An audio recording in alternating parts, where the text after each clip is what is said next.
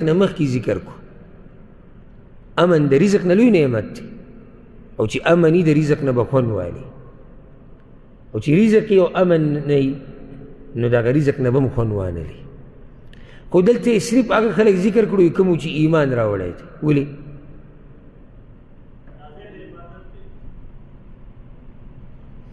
نه نه نو ولې د کافرانو ذکر نه کوم ټول ولې نه وي ټول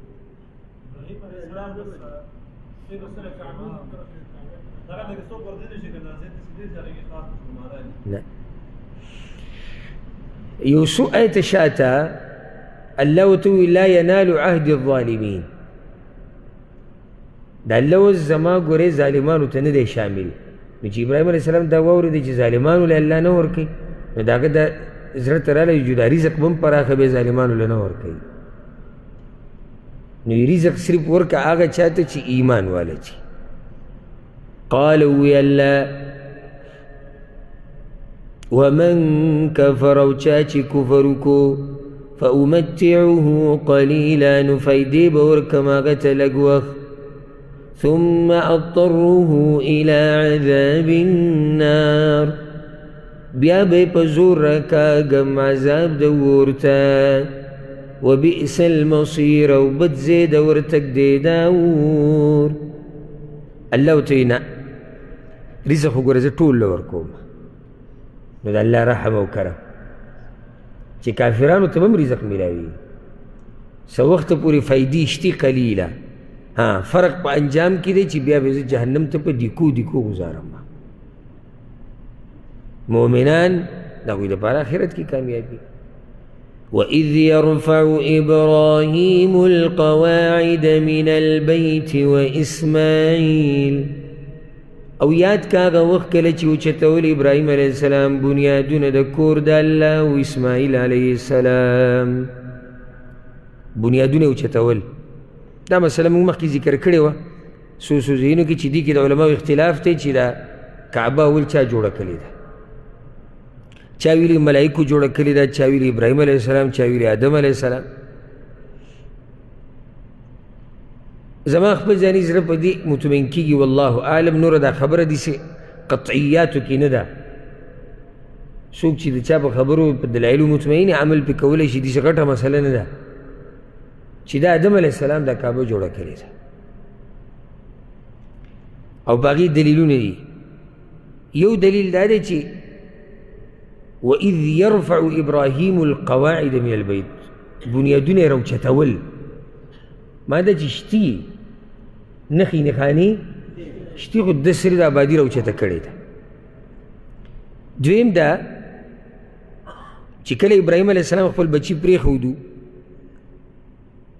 مکه کې او را به چې سورت ابراهیم کې نو بیا الله ته عاجزي وکړه ربنا انی اسکنت من ذریتي بواد غیر ذي زرع عند بیتک المحرم یا الله ما خپل بچي پرېښودو په دې شړ ښار کې ستا د کور په خوا کې نو کور یې ذکر کړی و هغه قصه چې کومه ما تاسو ته اوږده قصه ده د هاجرې او د اسماعیل علیهم السلام په صحیح بخاري کې شتي چې کله ابراهیم علیه السلام د دې بچو نه روان شو نو وی ثم استقبل البیت بیا دې کور ته مخه کړه کور نه مراد کوم کور دی کعبه ښه په هغې کې بیا دا دي کله چې دغه ملایکو کې یو ملک راغی په هاجرې پسې او ورته ویې غم مه کوه مه یېرېږه فإن هاهنا بیت الله دلته ګورې د الله کور دی نو د دې نه داسې ښکاري والله اعلم چې دا کور د مخکې نه موجود و ښه دلته بله به کوم یو ذهن ته دلیل راځي هغه دا چې دا د ټولو اکثرو انبیاو قبله پاتې شوې ده والله اعلم ما تاسو ته چې خبره د جګړو نه ده ګورئ بعض علما دې له ترجیح ورکوي ابراهیم علیه السلام جوړه کړې هېڅ خبره ده او کله چې بنیادونه اوچتول ابراهیم علیه السلام او اسماعیل ربنا تقبل منا دواړو وی ای ربه زموږ قبول که زموږ نه دا عبادت انک انت السمیع العلیم یقینا خاص تا اوریدونکی قبلونکی یا یقیناً ته خاص اوریدونکی پوهه یې. الله اکبر. یاره دې کې داسې قیمتي فایده ده چې سړي دا زړه ورته داسې د خوشحالي نه وخوځي. د الله د دین خدمت چې کوې نو خپل بچي پکې ځان سره شریک کړه. هسې څومره خوند به کوو دې منظر چې ابراهیم علیه السلام لګیا دی په کاڼي د پاسه ولاړ دی، زوی وله خښتې ورکوي او هغه یې ږدي. بچي ځان سره په دین کې استعمال کړه. دا طریقه د ابراهیم علیه السلام نه یې زده کړه. بله فایده هغه دا فرق دی په کار کوونکي کې، څوک چې اصل دی او دغه شان مشورې والا کې یا د ده سره په دې کار پوره کوونکي کې. پوه نه شوئ؟ هغه فرق داسې دی. ګوره الله داسې ونه وي وإذ يرفع إبراهيم وإسماعيل القواعد من البيت، او کله چې اوچتول ابراهیم علیه السلام او اسماعیل علیه السلام بنیادونه، نه وی کله چې ابراهیم علیه السلام بنیادونه اوچتول د الله د کور او اسماعیل علیه السلام. اسماعیل علیه السلام وروسته ذکر کو، د اصل نه دی. ګورې اصل کار کوونکی ابراهیم علیه السلام دی. دی د ده سره دا کار پوره کوونکی دی. اوس پوه شوئ که نه؟ فرق دی په دواړو کې. یا مشورې والا، لکه اوس یو سړی کار کوونکی دی، دله بل چا مشوره ورکړې، صحیح ده مشوره ورکړې ده، خو ده هغه کې فرق دی. نو فرق خلکو ته ګوره انزل الناس منازله، هر چاله د هغه مقام ورکوه. ها بله فایده دلته دا ده. الله اکبر. د یو انسان د رښتیني ایمان دلیل دا دی چې دی په خپل عمل باندې اعتماد نه ساتي. کوم ځای کې دا خبره؟ تقبل منا، یا الله زموږ نه دا عمل قبول کړه. تاسو ته ما ویلي وو که نه؟ لګیا ابراهیم او اسماعیل علیهم السلام دي، جوړی کور د الله په امر د الله، او یریږي چې الله به دا عمل قبول کړي او که نه. او یو موږ داسې بېغمه چېرته موږ پته نشي چې الله ته به ګوره موږ کې څو کسانو دا جړا کړي، فریاد کړي چې الله زما دا اعمال قبول کړه. موږ نه خو صرف کول پاتې دي نه چې موږ وکړو ټکه پړک الله یې قبلې خو چې موږ یې وکړو. نو یو دا فایده یې ده که سلفو سره ګټه یاره به دا وه چې الله به دا عمل زمونږ قبلوي او که نه. نن د جمعې شپه ده، یو 20 منټه زیات نه کړو؟ اجازت دی؟ بیا به زه سهار د ته بیا د خوب ټیم شتي او چې دا مخ پکې کم سے کم دا مخ پکې پوره کړو. ربنا وجعلنا مسلمین لک، اے ربا زمونږ وګرځوه موږ تابعدار مسلمین لک، اے ربا زمونږ وګرځوه موږ تابعدار ستا. یعنی ستا د احکامو تابعدار. ولې نه و دوی تابعدار؟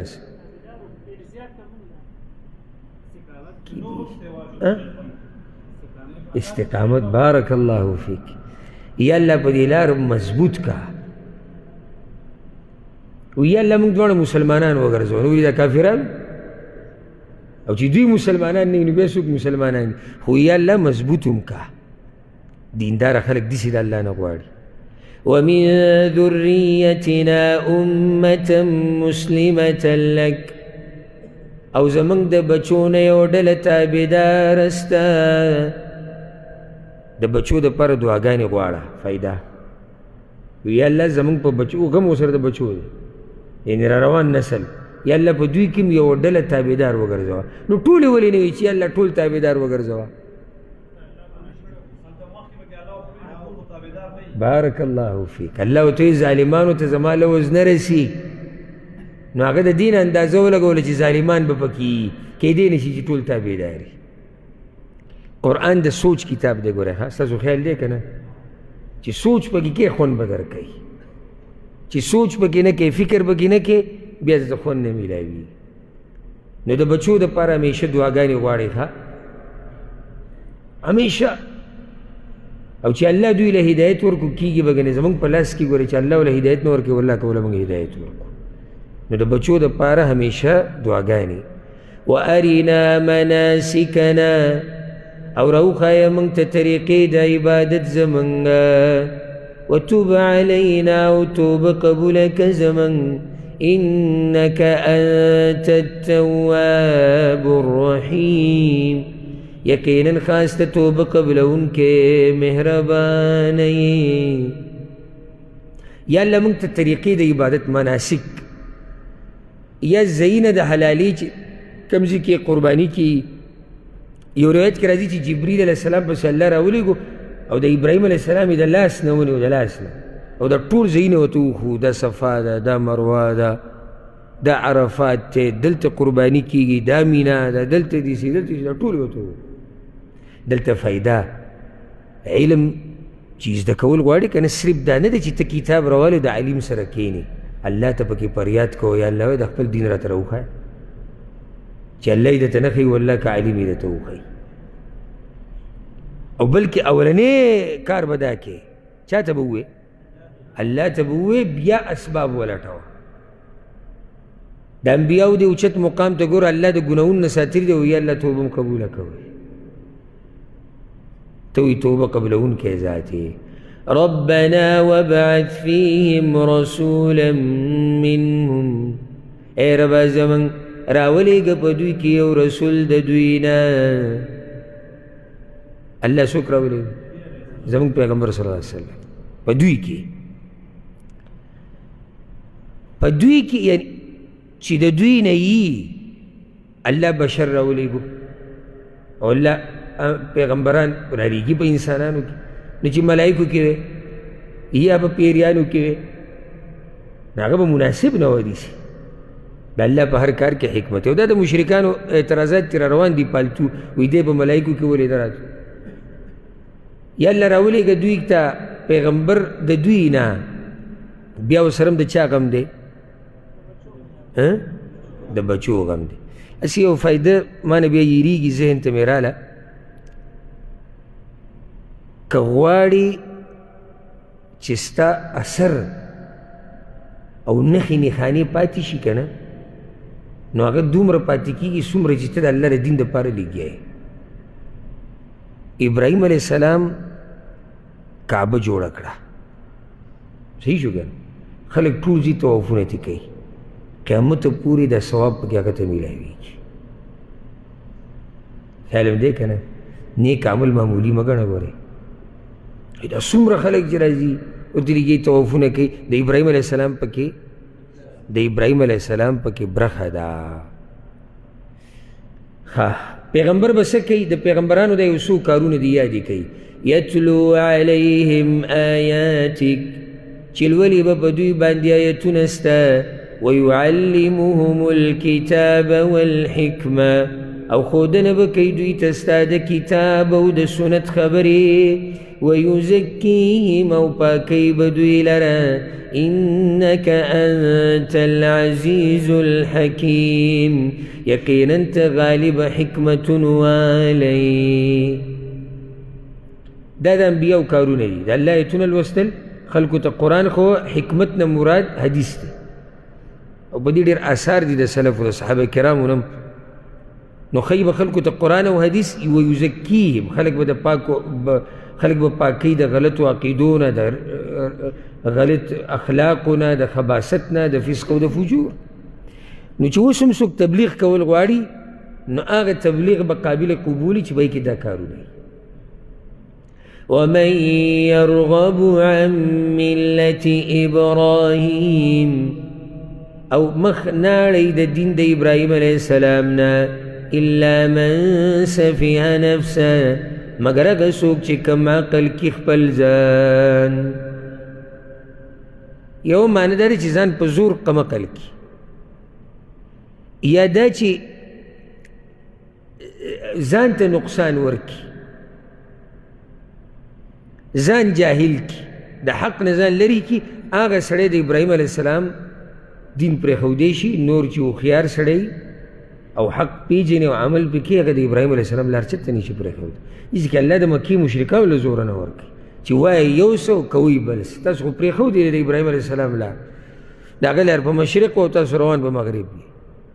ولقد اصطفیناه فی الدنیا او یقینا هغه موږ غوره کړی په دنیا کې وإنه في الآخرة لمن الصالحين او یقینا هغه به په آخرت کې د نیکانو د ډلې نه وي.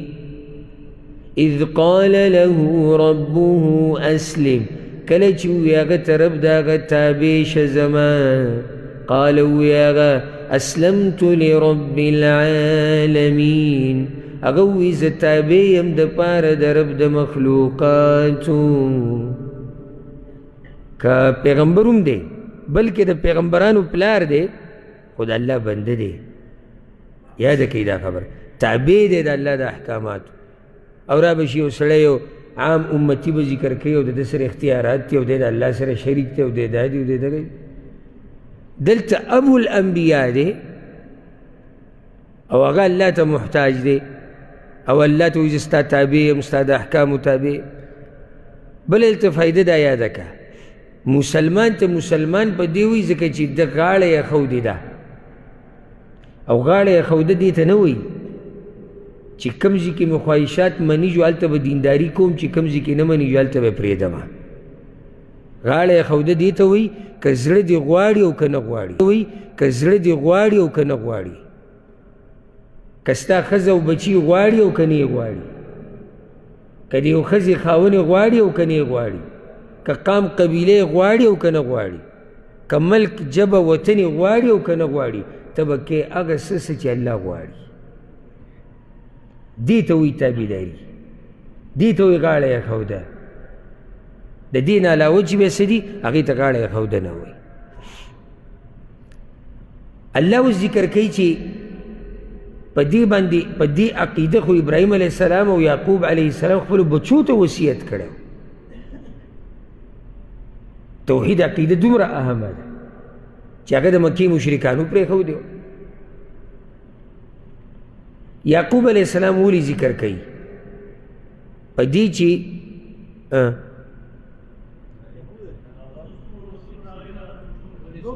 بني اسرائیل بارک الله فیک د بني اسرائیلو مشر نیکه دا دی نو چې دواړه پکې راشي عرب هم رالو بني اسرائیل پکې هم رالو ټول دننه رالو چې هغوی دې خبرې ته توجه شي. ووصى بها إبراهيم بنيه ويعقوب او وصیت کړی په دې خبره ابراهیم علیه السلام خپلو زامنو ته او یعقوب علیه السلام هم دواړو وصیت کړی. ښه دلته ګوره الله دې څونه اوصا وی وصا د اوصا نه ډېر زور لري. معنی دا چې تکرار پکې پروت دی بار بار یې دا وصیت کړی دی یو پیر یې نه دی کړی چې کله عربي کې ویلی شي اوصا نو یو پیر یې وصیت کړی خو الله وایي نه وصا څه مطلب دی بار بار یې دا خبره خپلو بچو ته کړې ده.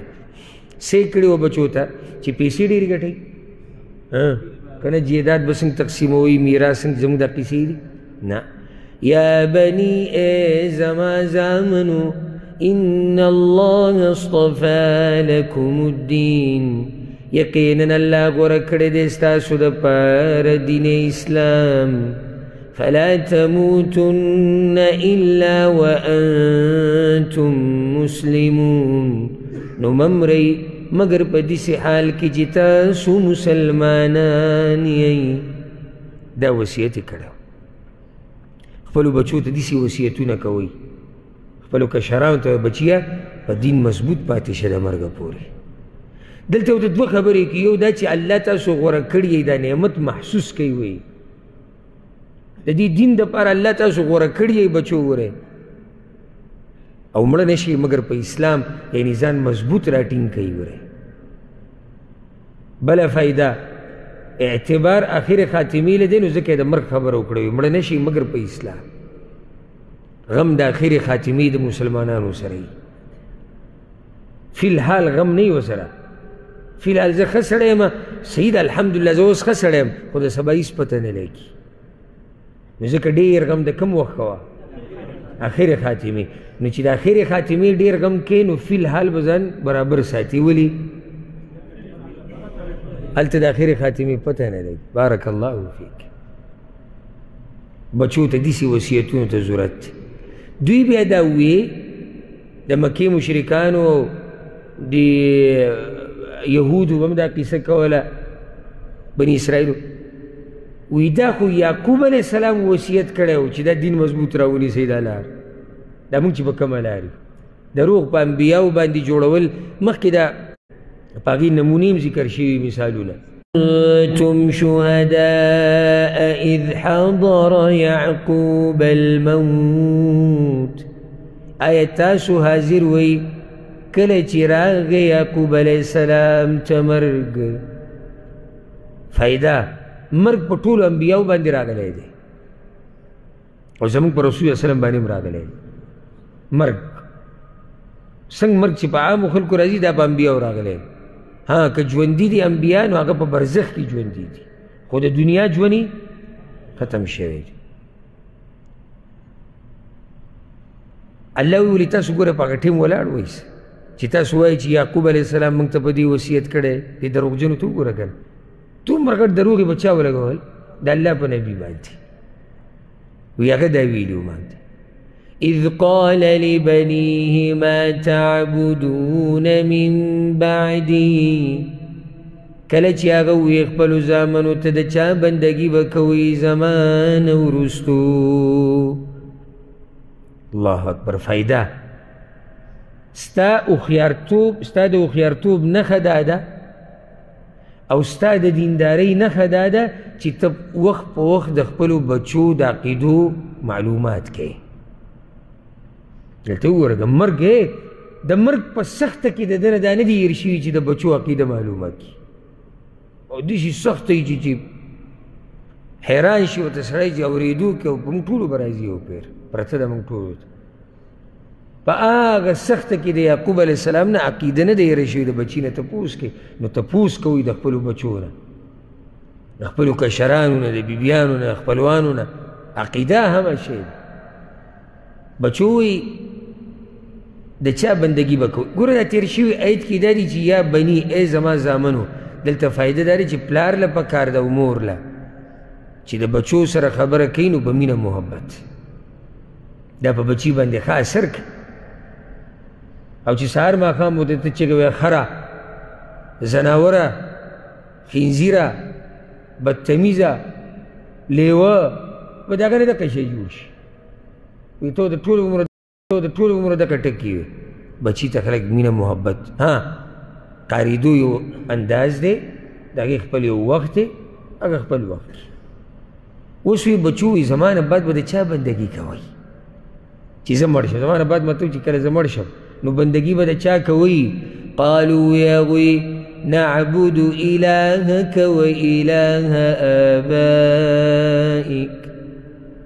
منگ با عبادت کو د معبود ستا او د معبود د پلارانو ستا. دغه الله بندگی وکړو. د موحد بچی موحدینی الا شاذ او نادر کې دی چې گمراه شي. او بیا د انبیاء نو یعقوب علیه السلام مرګ وخت کې چا عبادت وکوي؟ ستا دغه رب عبادت وکوو. نو ستا د پلارانو رب چې کوم ابراهیم و اسماعیل و اسحاق، چې ابراهیم او اسماعیل او اسحاق علیهم السلام دی الها واحدا، چې هغه یوازې یو معبود دی. ونحن له مسلمون، او موږ هغه ته همیشه تابعدار یو. فایده تره نیکه دې ټولو ته پلار ویلی کېږي. موږ به عبادت کوو ستا د معبود او ستا د پلارانو. نو اسحاق چې دی دا د یعقوب علیه السلام پلار دی او اسماعیل یې څه دی؟ تره دی. او ابراهیم یې څه دی؟ نیکه دی. ټول پلارانو کې راځي. او په دې کې ښایسته ترتیب وګورئ. مشر ابراهیم دی نو اول هغه ذکر شو، بیا اسماعیل دی، بیا هغه ذکر شو، بیا اسحاق دی هغه ذکر شو علیهم السلام. نو پلار نیکه